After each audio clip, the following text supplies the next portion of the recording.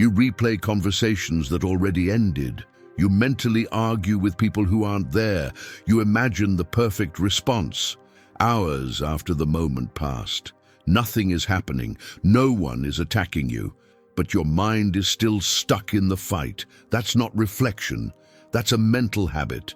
And here's what you're missing. Most people don't break during the crisis. They break in the silence after it, when there's no real threat, no actual pressure, just the noise between their ears. You rehearse conflict that doesn't exist. You defend yourself against accusations no one made. You prepare for rejection that never comes. And every time you do this, you're not thinking. You're training your nervous system to stay activated, training your mind to treat peace like a problem, training yourself to collapse in private. This is how people break, not dramatically, not all at once, but by practicing fragility when no one's watching. The difference between someone who stays intact and someone who crumbles isn't talent, it isn't luck, it isn't even resilience. It's 8 mental habits, habits that sound harmless, that feel natural, that everyone around you reinforces.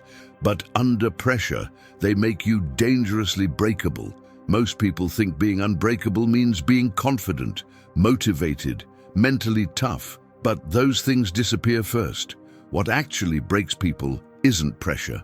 It's what their mind does when pressure is small.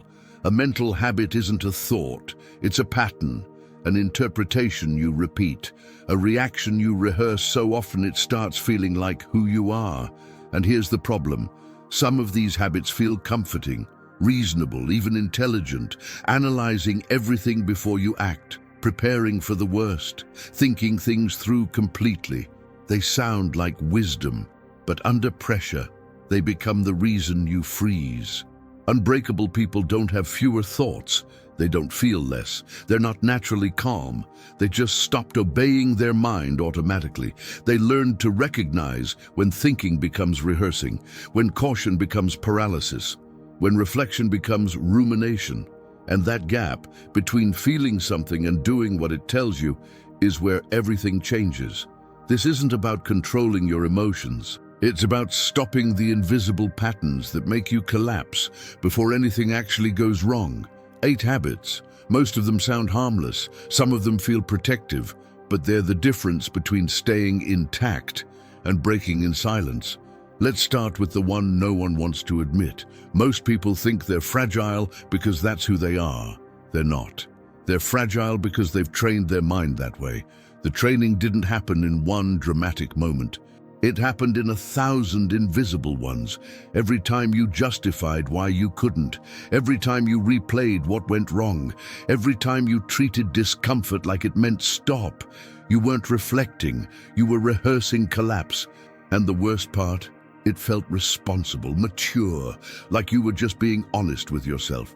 Fragility doesn't announce itself as weakness. It disguises itself as self-awareness. Unbreakable people feel the same impulses, the same doubts, the same urge to retreat when things get hard. They just don't obey them automatically. They notice the thought, they feel the pull. Then they do something most people never consider. They ask if it's useful, not true, not valid, useful. Because your mind will generate 100 accurate observations that make you weaker. It'll remind you of every failure, every reason you're not ready, every person who doubted you. All of it might be true. None of it has to be obeyed. Fragile people treat thoughts like instructions. Unbreakable people treat them like weather. You don't argue with rain. You don't negotiate with wind. You acknowledge it exists and you move anyway. That microscopic shift, how you relate to your own noise, changes everything. You're not broken. You're not incapable. You haven't been cursed with some permanent flaw. You've been practicing the wrong patterns for so long, they started feeling like who you are. But personality isn't destiny. It's repetition. And if you trained yourself into fragility, you can train yourself out of it. The question isn't whether you're strong enough, it's whether you're willing to stop rehearsing weakness when no one's forcing you to. What destabilizes you isn't what happens, it's the meaning your mind assigns to it. Someone doesn't text back, Your brain doesn't register silence. It registers rejection. A meeting gets rescheduled. You don't think scheduling conflict. You think, I'm not a priority. Someone criticizes your work. You don't hear feedback, you hear attack. And none of this happens consciously. It happens faster than you can catch it, faster than you can question it. Your mind interprets, then your body reacts. And by the time you're aware of what you're feeling, the sentence has already been passed. Unbreakable minds don't avoid interpretation. They just don't let it run unsupervised. They catch the gap between what happened and what it means. Most people collapse that gap instantly. Something occurs, and within milliseconds, they've decided what it says about them, about their worth, about whether they're safe. And once that meaning locks in, everything else becomes evidence. You start noticing every sign that confirms it, every detail that supports the story. Your mind becomes a lawyer building a case against you. The brutal truth? You're not reacting to reality. You're reacting to the story you told yourself about reality in the 3 seconds after it happened. Unbreakable people pause there, not to deny what happened, not to pretend it doesn't matter, but to separate the event from the narrative. They ask, what actually happened? Not what it means, not what it proves, what occurred. And that pause, that fraction of a second where you stop automatically interpreting, is where stability lives. Fragile people personalize everything. A delay becomes disrespect. A no becomes rejection. Silence becomes abandonment. Unbreakable people let things be what they are. Not everything is about you. Not everything is a message. Not everything requires a verdict. Sometimes things just happen, and your survival doesn't depend on figuring out what they mean. Fragile people negotiate their behavior with their mood. Unbreakable people don't. They don't wait to feel motivated. They don't check if they're emotionally aligned. They don't pause to see if the conditions are right. They decided who they are, and they act from that. Most people treat their emotional state like a permission slip. I don't feel like it becomes a valid reason not to move. I'm not in the right headspace becomes an excuse to delay. And it sounds reasonable. It sounds like self-care. But what you're actually doing is teaching your nervous system that feelings are in charge, that you only show up when you feel good. That commitment is conditional. That identity bends to however you woke up that morning. Unbreakable people feel the same resistance, the same lack of motivation, the same emotional friction. They just don't ask their feelings for permission. Because identity isn't something you feel. It's something you do repeatedly, regardless of how you feel. You don't become disciplined by waiting until discipline feels natural. You become disciplined by acting disciplined when it feels impossible. You don't build trust with yourself by only keeping promises when it's convenient. You build it by keeping them, especially when it's not. Fragile people think alignment comes first, that you need to feel ready before you act. Unbreakable people know it works in reverse. Action creates alignment, movement creates momentum. Doing it anyway is what eventually makes it feel natural. And the gap between those two approaches, that's the difference between someone who collapses under pressure and someone who doesn't. Because pressure doesn't care how you feel. It doesn't wait for you to be ready. It doesn't ask if you're motivated. It just shows up. And the only question that matters is, do you move anyway? Or do you wait for permission that never comes? Most people treat discomfort as a warning. Unbreakable people treat it as data. There's a difference. A warning says, stop. Something's wrong, you're in danger, get out. Data says, something's happening, notice it, decide what it means. And that distinction, whether discomfort is a threat or just information, determines almost everything about how you move through the world. Fragile people feel anxiety and assume danger. They feel uncertainty and interpret it as incompetence. They feel resistance and take it as a sign they're on the wrong path. Their body signals discomfort, and they treat it like a fire alarm. But discomfort doesn't mean something's wrong. It usually just means something's new. Your nervous system can't tell the difference between threat and unfamiliarity. It registers both the same way: elevated heart rate, tightness in your chest, the urge to retreat. And if you automatically obey that signal, you'll spend your entire life avoiding anything that doesn't feel immediately safe, which means you'll never grow, you'll never expand, you'll never do anything that matters. Because everything that matters feels uncomfortable at first. Unbreakable people still feel it. The tightness, the doubt, the pull to stop. They just don't let the feeling make the decision. They pause, they check. Am I in actual danger, or am I just outside my comfort zone? Most of the time, it's the second one. And once you realize that discomfort isn't evidence of a problem, that it's just your system recalibrating to something unfamiliar, everything changes. You stop retreating every time something feels hard. You stop interpreting challenge as failure. You stop letting your nervous system veto your decisions. Fragile people avoid discomfort. Unbreakable people expect it. They know it's not a stop sign. It's just the price of entry for anything worth doing. And they pay it without negotiating. The more you need reassurance, the more fragile you become, not because wanting recognition is weak, but because your stability depends on something you don't control. Fragile people outsource their equilibrium. They need someone to confirm they're doing well, to validate their choices, to tell them they're enough. And when that reassurance doesn't come, when the text goes unanswered, when the compliment doesn't arrive, when the approval stays silent, they spiral. Not because anything actually went wrong, but because the external scaffolding they built their stability on disappeared. Unbreakable people still appreciate recognition. They're not immune to praise. They don't pretend external validation doesn't feel good. They just don't collapse without it. Their sense of whether they're okay doesn't fluctuate based on someone else's response time. Their confidence doesn't evaporate because someone didn't notice their effort. They built their foundation internally. And that doesn't mean they're self-sufficient in some romanticized way. It doesn't mean they don't need people. It means they don't mistake someone else's opinion for evidence of their worth. Fragile people check constantly. Did they see it? Did they like it? Did they respond? What does their silence mean? Every interaction becomes a referendum on their value.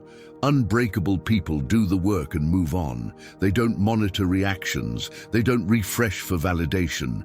They don't treat someone else's distraction as a personal verdict. Because they learned something most people never do. Other people's attention is unreliable by design. Not because they don't care, but because they're busy, distracted, dealing with their own noise. And if you make their inconsistency the measure of your stability, you'll spend your life destabilized by things that have nothing to do with you. Fragile people need proof they matter. Unbreakable people decide they do, and stop asking the world to confirm it. Many people treat thoughts like instructions. Unbreakable people treat them like events. A thought lands in your head and you assume it's true, that it matters, that you need to do something about it. You don't.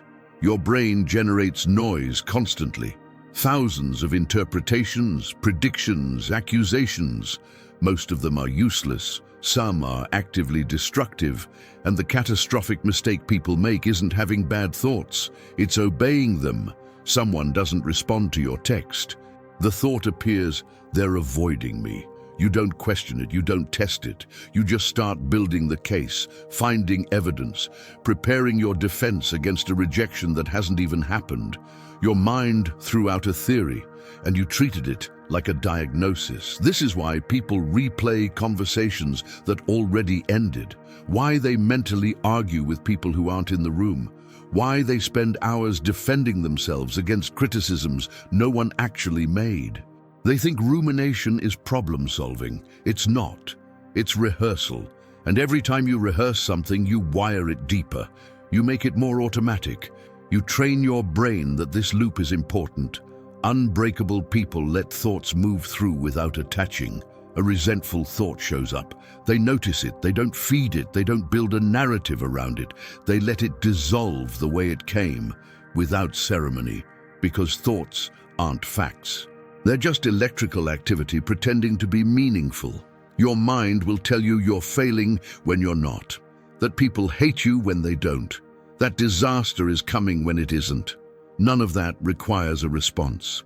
Fragile people believe every thought that feels intense. Unbreakable people know intensity isn't the same as truth. Something can feel urgent and still be irrelevant. And once you stop letting your thoughts run your life, you realize how much energy you were wasting on arguments that only existed in your head. Waiting to feel ready is how you guarantee you never move. Unbreakable people act while uncomfortable. They don't ask their feelings for permission, and that's not strength. It's not courage. It's not some genetic advantage they were born with.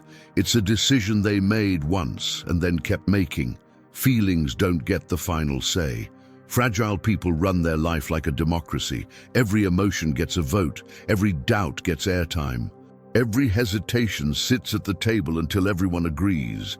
Nothing ever gets done, because your feelings don't want growth. They want safety.